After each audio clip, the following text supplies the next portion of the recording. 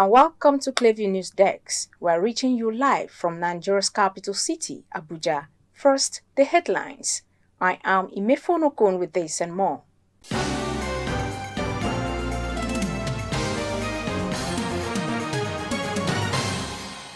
Police officer dies after marathon sex with side chick in Abuja hotel.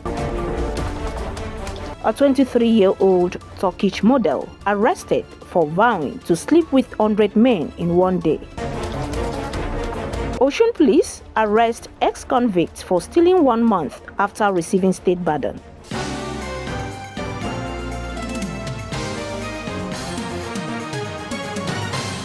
I am Imefonokon with this and more. Wife of Nigeria's former Deputy Senate President, Beatrice Ekweremadu, has been released from the United Kingdom's prison.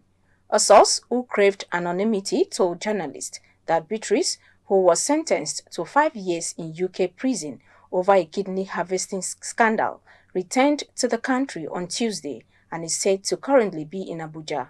More details to come in a subsequent bulletin. Here, Nigeria, in collaboration with the Bill and Melinda Gates Foundation, launched the National Dissemination of a Landmark Gender and Social Norm Study. The event, which held in Abuja, the nation's capital, brought together high-level stakeholders from government agencies, research institutions, development partners, and civil society organizations. The report. The study, known as the Gender Norms Learning and Analysis Study, explored the impact of gender norms on adolescent girls and young women in Nigeria. The research focused on critical areas such as gender-based violence, child early and forced marriages, and sexual reproductive health, as well as women's economic empowerment. According to experts, the findings of the study will be instrumental in shaping more transformative and gender-sensitive health and social protection intervention across Nigeria. Speaking at the event, Country Director Hussaini Aldu said, insight from the study will help in better understanding of the complex dynamics of gender norms and their impacts on the lives of adolescent girls and young women. For us to understand these norms and practices to help us overcome possible challenges that we experience. And this is what informs our multi-sectoral norms diagnosis. The project was supported by Gates Foundation, and the study was carried out in Nigeria and in Kenya. And the study came out with strong findings across the north and the south of the country.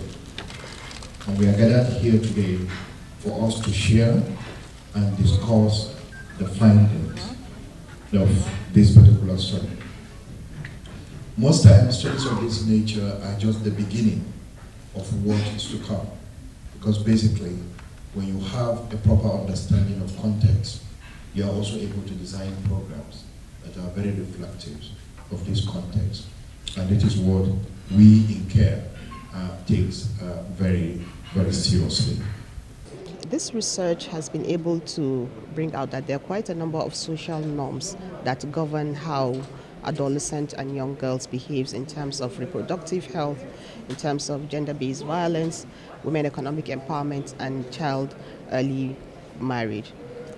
Some of the norms include whether it is typical for an adolescent to do HIV testing.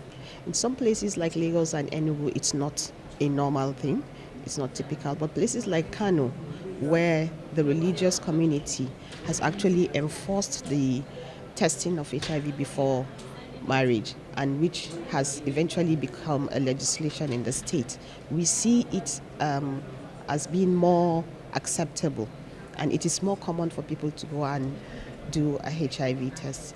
In terms of women economic empowerment, where we look at whether women are able to work outside the homes or are able to own assets or are able to make decisions. Yes, because of the economy of the country now, you see more women are working, more women are participating in bringing in financial support to the households. And this gives them some sort of power to make certain decisions in the home. And we're seeing a shift. Beyond that, the economy has also provided us a shift in the uptake of family planning. Family planning, as we know, the uptake is not at its optimal level. But because of the economy in the country now, we're seeing that people are now thinking twice on the number of children they have, starting to plan the size of the family they do, and also using preventive measures for unwanted pregnancy, especially for adolescent girls and young boys, because a lot of shame that comes with unplanned pregnancy are quite enormous. And this also leads to girls dropping out of school. Once a girl gets pregnant while she's in secondary school, she drops out, and which makes her not to complete her secondary school. In most cases, that is the end of the girl's education, and she might not even go back to school. While we are trying to see that women are economically empowered and are able to have their own financial independence, it doesn't mean that the women will abandon some of the roles, the traditional roles they are known for, in terms of bringing up the children, in terms of having or upholding certain traditions. They are two independent things. A woman that has, I'm a woman, I'm educated, I'm financially independent, and it doesn't mean that I have forgotten some of those my traditional or cultural things that surround me. So there is this kind of notion that when you uplift a woman, you're certainly taking her to a position where she would now lord over a man or lord over a man and be disrespectful and co. So the respect is earned. It is not in such a way. What we are advocating for are the independence of women. Women are very much at the lower point of the ladder. So bringing up women to be more financially independent, to be able to cater for the house and also provide financially in the household. Just within 1 year, this change is happening, and we are seeing opportunities. Girls are deciding, women are stepping out of the home, husbands are supporting women to go out to work. So we understand this. What can we do? I think it's for us to go back to the table, reflect on how we are working, reflect on how we are designing our program, and look at, okay, what can we do to sustain this change? Okay. One is that we must also change our perspective about education from certificate as the outcome to knowledge as the outcome that we want to get people to get. It is that knowledge that would enable them to interrogate those gender terms and to be able to define which ones are positive, which ones are negative, and what they need to do. But we've also seen situations where that in itself presents as a woman stepping out of the norm, and there are sanctions to that. And the sanctions are that you're going to experience violence to bring you back to order. So we've also seen situations where it's so difficult to say whether economic empowerment in itself would actually protect women from violence, because we've also seen situations where it actually leads to violence. So in a lot of our programming, we have to go beyond just providing the skills, having women in groups where they're able to do savings activities, invest in income generating activities, but also engage at the household level, even through the couples, like a husband and a wife, we are engaging them in gender dialogues where we are discussing power and how it plays out. And this has proven to actually address the issues that come about that present as violence in situations where women are economically empowered.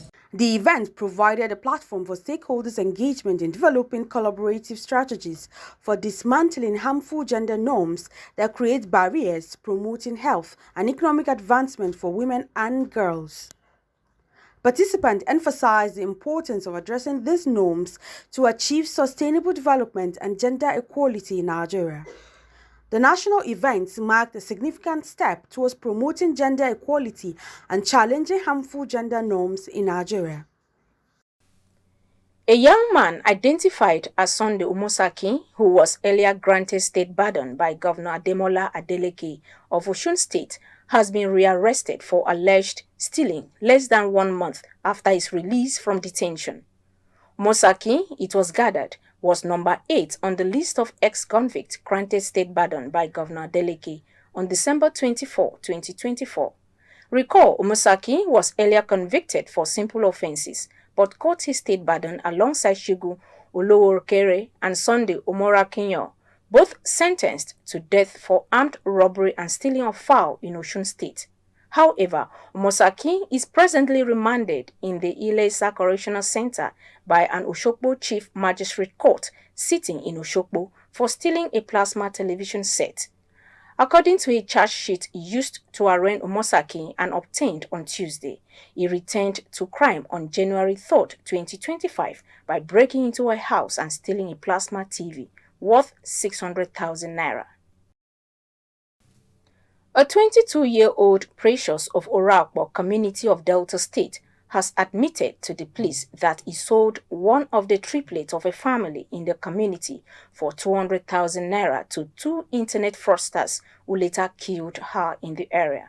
Precious, who was paraded alongside her elder sister of the triplets by the police, said the remains of the little girl were buried in a shallow grave in the community, adding that at the time he was arrested by the community youth, he had not been given the 200,000 naira promised him by the fraudsters, also known as Yahoo Boys. Meanwhile, the State Police Public Relations Officer Bright Idefe, who paraded the two suspects, said the elder sister, in a confessional statement, admitted that their boyfriend earlier informed her of his plan, which she did not concede to, adding that the elder sister, however, failed to raise the alarm or even alerted the parents of the syndicate plot by her boyfriend. At press time, the Yahoo Boys who killed the little girl were still at large, even as Precious, who sold the child to them, said she didn't know who they were, adding that he never met them before he had the deal with them. Urologist in the Department of Surgery at Nnamdi Azikiwe University Teaching Hospital, Nnewi, Anambra State, Dr. Cornelius Onyeigbo, has been reportedly abducted by gunmen on Tuesday evening.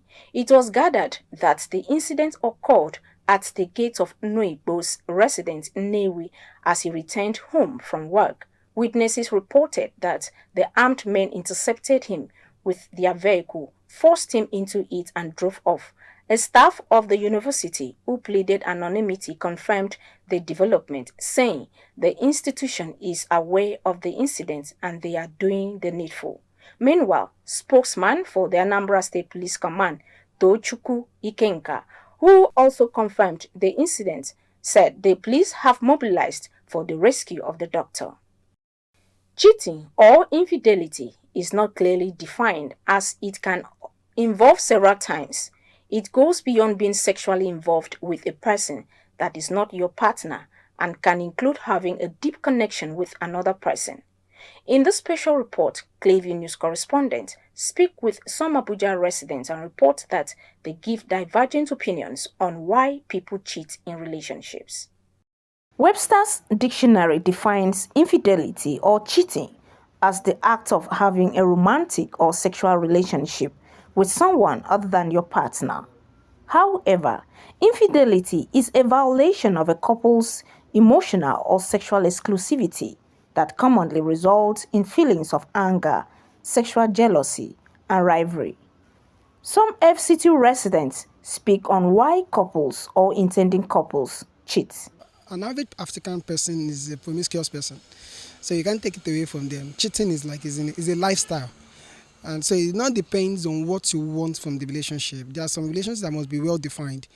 If you cannot define your relationship, in quotes, you must be able to define your relationship. If you are not getting what you want from your partner, it's for you to look for an alternative means. People go into relationships for different reasons.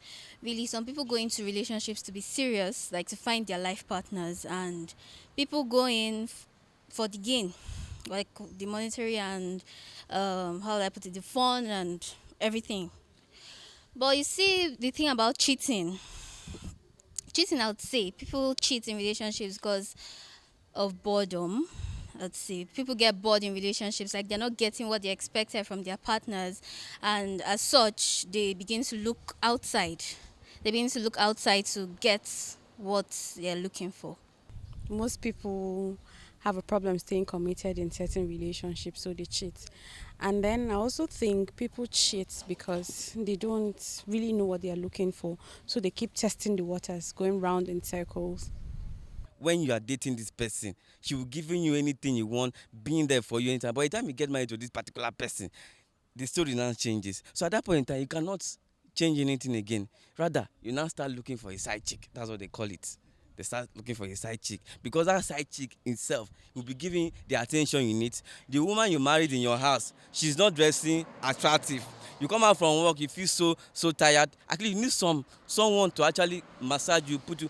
But she will be busy feeling like, I'm not a mother. I cannot be doing what young girls are doing. And the man will now start looking outside and start looking for a young girl to start doing what he needs at that point in time. It's lack of trust, not being sincere, no love. And I'll still say it again, sometimes it might be a spiritual problem. This is one of those things that will lead the humanity to hell, and the devil wants to use it to capture the earth so that he will take all the glory upon himself. So to me, no love, there's no love, because if you truly love your partner, you will not be thinking of another person. Or in a relationship, respect matters. Matter anything. Try to know what this person like and avoid it to cause problem in a relationship. Because once the person cheats, once the cheat starts, the problem have entered the relationship. According to experts, cheating in a relationship varies. It could either be physical, sexual intimacy, emotional attachment, or gratification from someone other than your partner. It is therefore important to know when to draw the line to avoid sudden breakups. A police officer identified as Lawal Ibrahim has been reportedly found dead in a hotel room after a marathon sex with a side chick. It was gathered that Ibrahim met the lady online about 3 months ago and invited her to a hotel in Abuja. They both engaged in bedroom activities until the early morning, when he started having breathing problems and was unresponsive. The lady, identified as Mariam Abba, made several efforts to revive him and called the attention of the hotel manager, who informed the police. However, Ibrahim was found lifeless when the police arrived. Meanwhile, a sex-enhancing drug and a phone charger were recovered from the room. In the meantime, Mariam has been arrested pending investigations, as the police is yet to issue an official statement. If you are just joining us, you are watching the news on Clearview News Desk. We'll be back after this break. Stay with us.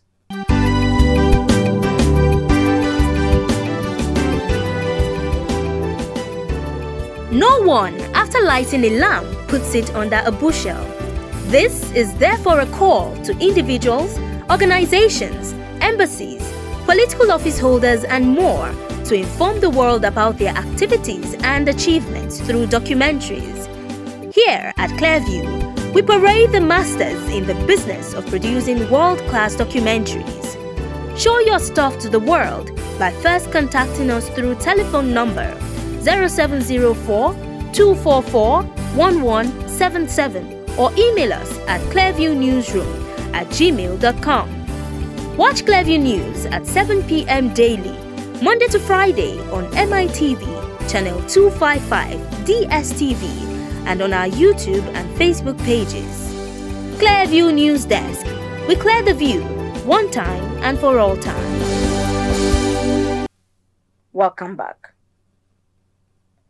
A 23-year-old Turkish model, Etra Vandan, has been arrested for publicly vowing to sleep with 100 men in one day. Vandan was reportedly detained by cops after declaring a mission to sleep with 100 men in 24 hours, which was deemed as obscene and damaging to the country's morals. According to reports, the move comes just days after Brit Moniblu claimed to smash the previous world record of the most men bedded in 24 hours, taking the total to over 1,000 men in 12 hours.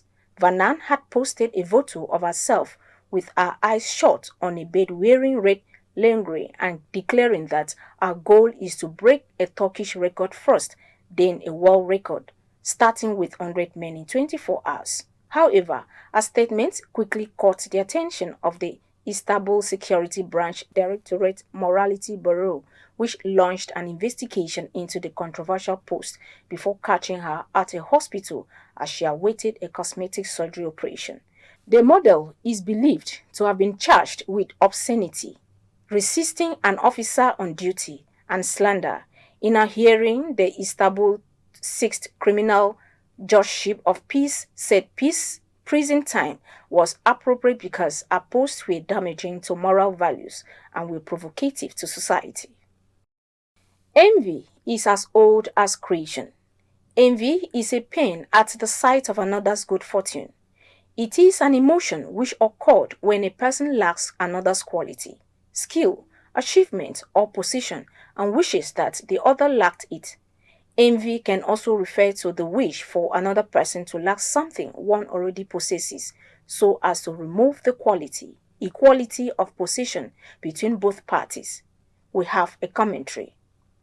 While conducting research into envy, the best description we could give this feeling is a sort of pain at the sight of another's good fortune, stirred by the inner workings of people that make them bitter towards those who have what they believe they also ought to have. Envy falls into two types, benign and malicious. While malicious envy is an unpleasant emotion that causes the envious person to want to bring down the better off even at their own cost, benign envy involves recognition of other beings better off, but causes the person to aspire to be as good. Benign is still a negative emotion in the sense that it feels unpleasant. According to researchers, benign envy can provide emulation, improvement motivation, positive thoughts about the other person, and admiration. This type of envy, if dealt with correctly, can positively affect a person's future by motivating them to be a better person and to succeed. Often, envy involves a motive to outdo or undo the rival's advantages.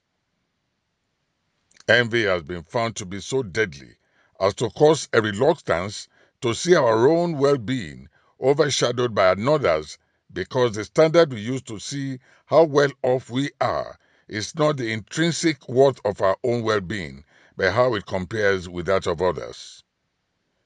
In the Christendom, envy is one of the 7 deadly sins.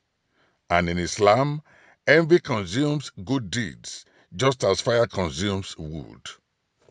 Generally, people who suffer from a case of malicious envy are blind to what good things they already have, thinking they have nothing, causing them to feel emptiness and despair. Envy is also deep-rooted within professions, mostly professions that bring fame. Have you ever envied someone who seemed to have the perfect life, only to find out later that they were in fact suffering in a very major way? These cases are more common than we might think. We just don't have the opportunity to learn about someone's difficulties when we are negatively enveloped in envy of what we see as charmed life. We should allow envy fuel self-improvement when appropriate. When our envy is rooted in things we cannot change about ourselves, such as a difficult childhood, a traumatic event, or certain health conditions and disabilities, using envy to motivate self-improvement is more likely to dig us deeper into frustration and self-blame. But sometimes, envy alerts us to things that we want in life that are potentially attainable if we are willing to make certain changes. For example, if you envy your productive colleague, you might find that you could be more productive yourself if you learned to manage your time better. Very important, don't forget to count your own blessings. And please note, here at Clearview, we believe that envy is counting the other fellow's blessings instead of counting your own. Envy drains our happiness and saps our energy. It's appreciation that reveals abundance in places where we might have failed to look. And now to the victim, Are you being envied? You can survive through these points. Don't start to feel small. This is what the envious person wants. Try to catch that feeling of diminishing yourself and stop yourself from doing it. Don't let their insults stick. Smile and nod and show that their words are not getting to you. Don't make apologies for who you are and what you do. You don't have to hide your good fortunes just because you fear someone will swoop down and punish you for them. Don't retaliate by criticizing them too. Remind the envious person of their own strengths and successes. Encourage them to count their own blessings. Create ways to protect your energies from being sucked out of you. Think about visualizing yourself in a protective bubble so any envy attack coming your way can bounce off you. Finally, choose to hang out with people who make you feel good about yourself rather than those who deplete you. And that's the news. But before we go, a recap of the top stories.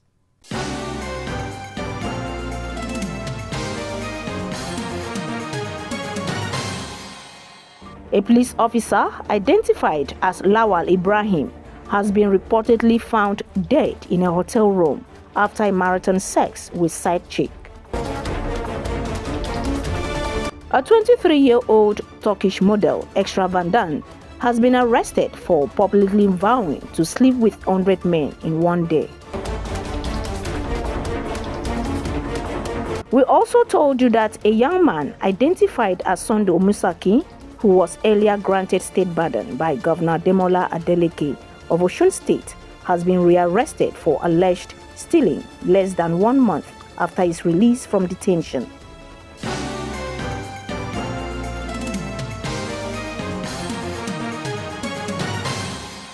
You can follow up on latest events and happenings around you via social media platforms on Facebook, Instagram, and YouTube at Cleview News Desk, or via handle on X, formerly known as Twitter, at Cleview Online.